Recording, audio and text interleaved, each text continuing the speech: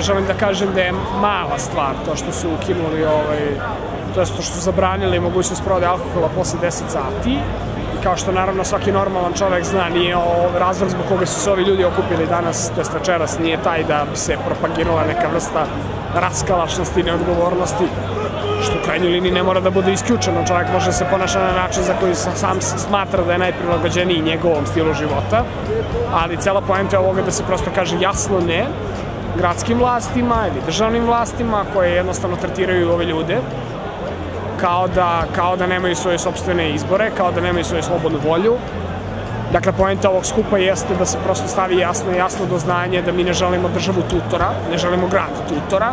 Poenta je da podvučemo upravo institucionalni okvir za individualnu slobodu u svakoj sferi. Bilo da je umetnička, bilo da su ekonomske slobode i tako dalje. I da vidimo na koji način društvo percipira tu slobodu i na koji način spremno da se suoči sa odgovornošću. Ovo jeste paternalizam, ovo je način da se pošalje poruka ne, vi ne znate šta je dobro za vas, mi ćemo vam pokazati šta je dobro za vas.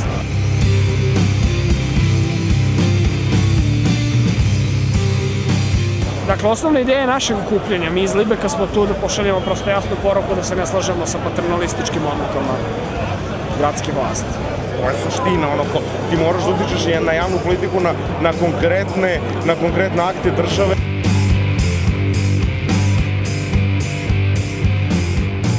Ukoliko se svi negde ne pobunimo na ovakvim sitnim stvarima, vrlo lako možemo da dođemo u situaciju da nam kroje živote i za neke mnogo važnije stvari.